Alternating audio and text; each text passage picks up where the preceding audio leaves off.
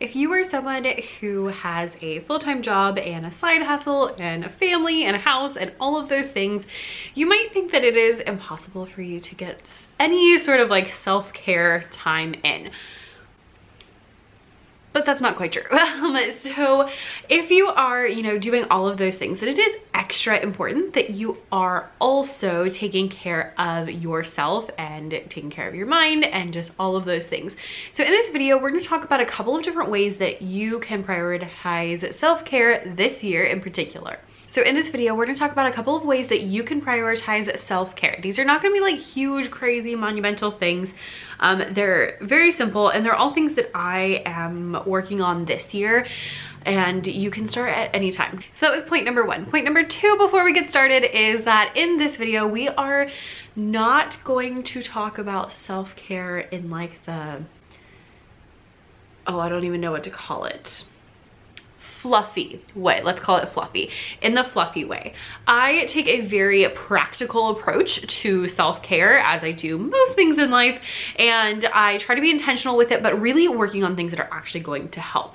I cannot stand all the fluffy self-care talk that there is, and people are like, oh, you're stressed, you should take care, you should have more self-care, and it's like, that's not helpful. So we're gonna talk like really practical things that you can do and really focusing on like kind of de-stressing your mind a little bit. I actually wrote a whole book about practical self-care, and it is called The Happier Teacher Life, because it is specifically written for teachers, but it works for anybody, and it goes through really tactical, specific strategies of like how to live kind of your best life with the least amount of stress possible. And it's not fluffy, and it's very, here's XYZ. You can get it on Amazon. I will link it down below.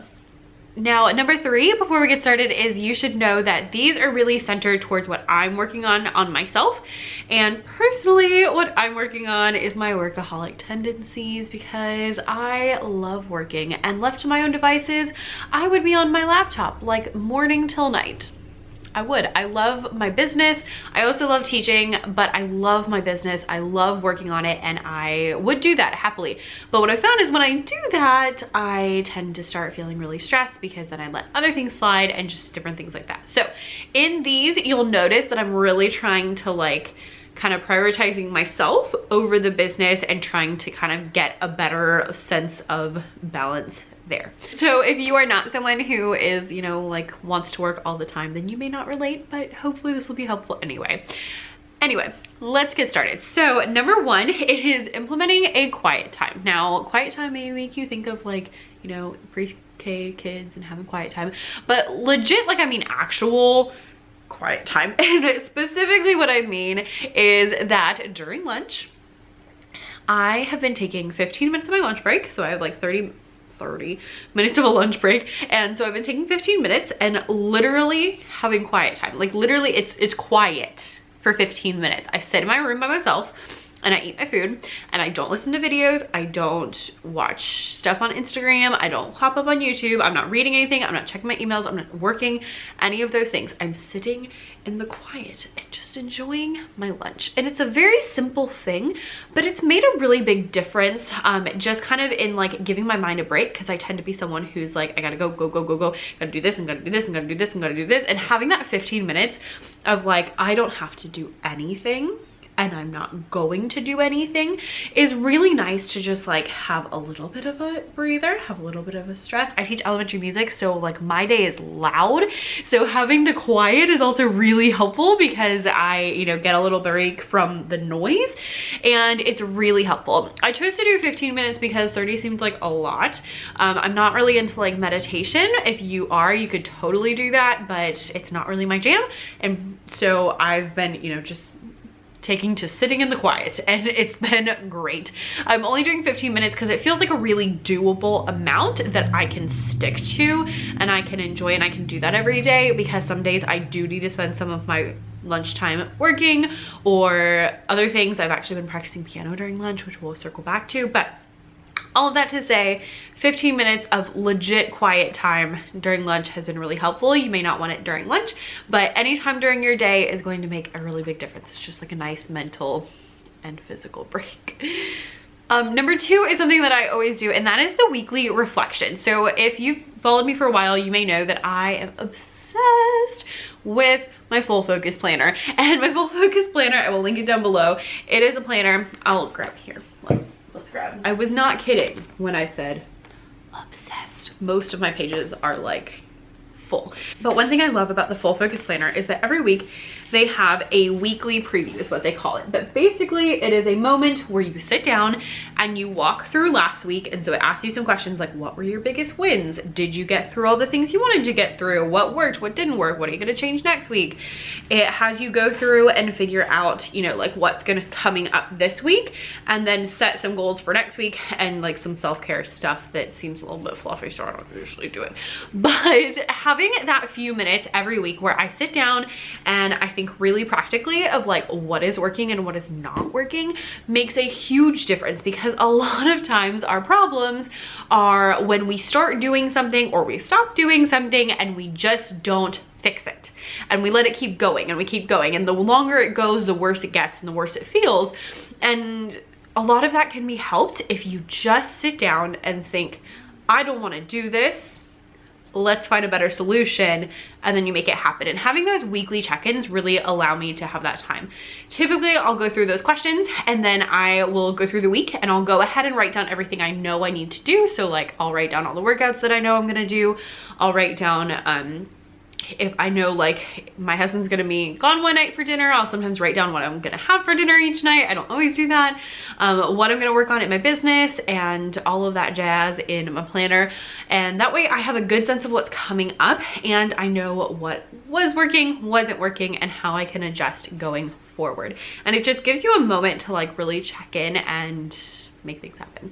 Number 3 is one that is a little bit more something you probably hear around and you may not like it, but that is the morning workout. I have worked out in the morning for years now, pretty much every morning before I go to work, and it's really helpful. There's a couple of reasons. Number 1, it means I actually have to get out of bed. Number 2 is that it helps me actually wake up before I get the day rolling. Number 3 is honestly the real reason I do it is because if I don't do it first thing in the morning, I just won't do it at all. So it's not because I'm a good person, it's actually just because I'm lazy and that's the only time I can convince myself to do it.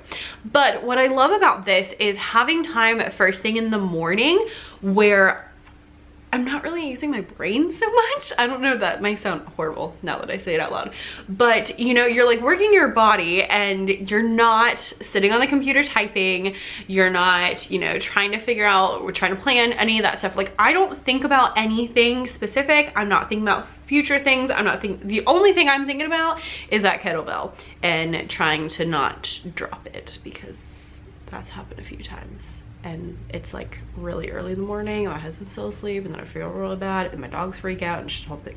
Anyway, so the only thing I focus on during my workout is the workout, and that is a really nice, helpful thing. So again, it's kind of the similar thing to like having that quiet in the morning. Having a workout in the morning not only allows you to work out and get that in, but it also gives you that moment of like quiet and that moment to yourself before the day starts. And it's really powerful to work on yourself before the day starts and everybody else starts needing things from you. So just having a few minutes where you don't have to be, you know, stretched a million different ways. You know this is what you're doing and that's all you're doing and that's it, is really helpful. So if you don't want to do a workout, then maybe you have morning like journal time or morning sit and drink my coffee in silence time. Like those things are fine, but do something in the morning first thing for you. And if it's something that's movement based, double points, because that's gonna make you feel better and all of that stuff. I promise, even if you're a teacher. Number 4 is something really specific, that is cleaning the kitchen before you go to bed. I have been the master of leaving all the dirty dishes in the sink overnight, and then you get up and you come downstairs and there's stuff everywhere and there's dirty dishes and food from last night, and it's just gross, honestly. So one thing this year I was like, we are going to clean the kitchen every single night. And so sometimes I do it, sometimes my husband does it. Either way, it gets done, and we've been very good. I think we've done it every single night since the new year started. So what are we at? 19 days, that's pretty good, right? And it just gives so much peace of mind going to sleep knowing that your house is clean and waking up to a clean kitchen where everything is done. And then because we're doing that every night, we are better about like, you know, washing the dishes overnight, so then the dishes are ready when we need them, and it's just been really nice. So it's a really simple thing, but it can make a huge difference. So try it out, make it happen. Number 5 is asking for help. This is something I am horrible at, but I'm trying to get better. And so specifically for me, that involved looking at certain things on my plate and seeing how I can distribute them so that I can feel a lot better. So for my side hustle, for my business, I looked at that and said like, okay, what's something I can get off my plate this year?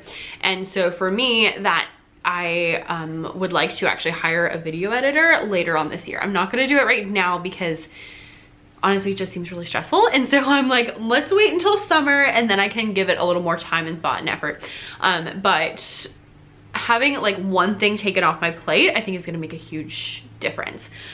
Other things have been just like asking my husband for help. Like usually I'm one of those like I just have to do everything, but I've been trying to be better about like asking him when I need him to do something, or you know, he's been cleaning the kitchen. Actually, I didn't even tell him that I wanted to clean the kitchen every night, but like he started doing it and it was very helpful. And then I told him, I was like, this is the goal. And he was like, oh, well, we've been on it. And I was like, yes. And so just any little thing you can do, even to the point where my boss sent like a questionnaire about next year, and I'm a teacher, so we, you know, think in terms of years really early. Like it is January. I'm like, there's a lot that happens between now and May. But she sent a questionnaire and she asked like some things that we could change, and I was like, please don't make me team lead next year. And like, even to that point, I mean, she might still make me team lead next year, but like if she could just take that off my plate, that would be really, really helpful. I've done it for 2 years. The person before me did it for 2 years. So I'm like, okay, 2 years is our term. Mine is up. Someone else is gonna take it. I don't know who, I don't care who, but just, yeah. That may not be an option for you, but if it is, see if there's something that you can do like that. Maybe ask your boss if you can, you know, step down from a committee, or just don't sign yourself up for committees, or, you know, just different things like that, where it's like, okay, what is something that would just make my life, even if it's just, you know, incremental, because having the increment of like not having to edit videos, plus the increment of not being team lead, plus the increment of my husband helping me clean the kitchen, like that adds up and ends up being a lot more. So think about those little things, think about little areas that you can kind of like ask someone to help you with and make it happen. Because number 7 and 8 are pretty similar. So number 7 is doing things that are fun but also productive. I definitely over like quarantine 2020, 2021 got in a really bad habit of like just watching TV for a lot of time. And maybe that's not a lot for like other people, but for me it feels like a lot. So typically like on the weeknights, I'll watch TV from like 7:30 or 8 until we go to bed at like 10. And so that's what, 2.5 hours. And then on the weekends we'll watch, you know, maybe some TV as well. And I just feel like it's been a lot. And maybe it's just in my head, but I feel like it's been a lot. And so one thing I'm looking at is how can I do things that are gonna be fun still and relaxing still, but a little more productive than that. And so every time that I have been having free time lately, instead of just, you know, opting towards, you know, going to a YouTube video or pulling up Instagram or whatever, I've been sitting down and being like, okay, what is something I can do right now that's going to feel fun, that's going to feel that's gonna feel fun, maybe that feels, you know, relaxing, but it's also gonna be a little more productive. And that is just, you know, a better use of my time, because instead of watching TV, I've been doing things that engage me and are more fulfilling and more interesting. And sometimes you can do them while you watch TV, which is also nice. So a couple of things that I have been doing are playing piano. So during lunch, I already mentioned this a little bit, but during lunch I've been playing piano because I'm an elementary music teacher, so I have a piano in my room and I'm not very good. but I would like to be better. And so I have been practicing piano for, you know, I don't know, 15, 30 minutes a day. And it's just been one of those things where it's like, again, it focuses my brain on what I'm doing, so I'm not worried about all the other things happening. It also gives me something productive to do versus like sitting and scrolling on Instagram or working. And so it keeps me from working, it keeps me from, you know, wasting a bunch of time, but it like gives me something to do that is productive, but it's also fun and I enjoy it and I think it's, you know, interesting. Other options are playing. I also play the cello, also very poorly, also working on it. Painting is something I love. You may not be into painting, but I love, like, anything artistic is great, especially because you can, you know, paint while you watch TV, or, you know, so if you still want to watch TV, you can still watch TV. Just, you know, you can, those are good multitasking things. Anything artistic is gonna be fun because you're like creating something, and so it's gonna feel a lot more fulfilling. And then the last one is I've gotten back into Sudoku.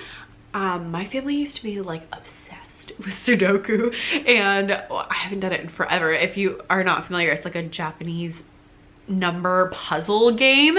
It's so much fun. Check it out. There's like a bajillion free apps with it, but I got a wooden Sudoku board and it just makes it so much more fun. And so I've been doing that, you know, sometimes while I watch TV, sometimes while I just sit in the quiet and just like really, you know, it's just a way to engage my brain a little bit more than just watching TV. I also bought one for my mom for Christmas because I sent her a picture of mine and she was like, that's amazing. So I went back and bought another one for her. Now that's not to say that like I'm anti-TV or you shouldn't watch TV or you shouldn't watch YouTube, because clearly I would like you to watch YouTube because your girl has more than one YouTube channel, but it's still, you know, think through, is this good? And sometimes I stop and I think and I'm like, okay, what do I want to do? Do I want to, you know, do something productive? And sometimes it is helpful to just zone out and watch a YouTube video or watch a show or something like that. But being more intentional about it, at least thinking like, do I want to do this? Yes, okay, that's fine. Or no, let me find something more productive to do, is gonna help just be more intentional and feel like you're not wasting time.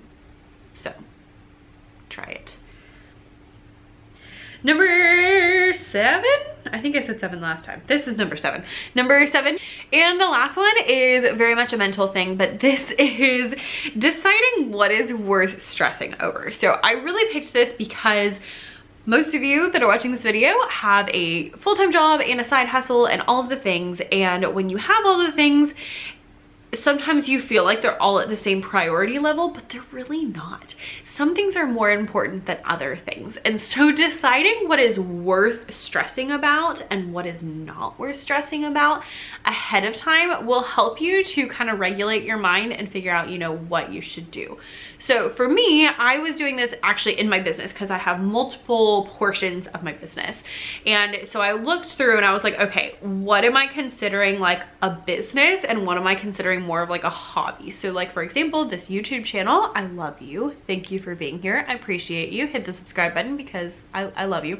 But this YouTube channel is something that I started strictly as a hobby, just for fun, just because I wanted to have it out, honestly, because I wanted to do Vlogmas. That's why I did this, because I wanted to do Vlogmas. But I wanted to do, you know, vlogs, and I wanted to talk to you about things that maybe were as related to selling on Teachers Pay Teachers, which is what I talk about on my main channel. And so I did start this, and it's much more for fun for me. And because of that, it goes in my category of it doesn't get my stress. So if I don't have a video ready, it's okay. Now, have I missed a video yet? No, but I'm not gonna stress about it because it's not as important to me as like my Becca's Music Room business, because that is a straight up business and I work on it day in, day out, creating resources for elementary music teachers, creating lesson plans for them, sending emails, making videos, writing blog posts, like the whole 9 yards. I work on it every day and it is something that I care about. And if that blog post does not go out on Thursday, it is a big deal to me. Versus if I miss a video on here, it's not the end of the world. I have intentionally been posting on different days so that I don't get in the habit of like, I must post every single week at this day. Like, I'm doing that on purpose because I want it to be more of a hobby. I want it to be a little more chill. I want it to be a little bit more fun. That could also be, you know, thinking about your side hustle versus your job. Like, which one of those is more important to you? And if it's the side hustle and that's what you want to continue, that's fine. That is fine. You just need to decide that, you know, is the side hustle more important to you than your full-time job, or is the full-time job more important? Whichever way you come down does not matter. What matters is that you know what's important to you. What are other things that are important to you and what are things that are not? And kind of even, I literally made a list of like, this is worth stressing about and this is not. And when something comes up that's on the not list, I don't worry about it. I had some products for a like side hustle business that I wanted to do, and I needed to do product photography so I could send them out.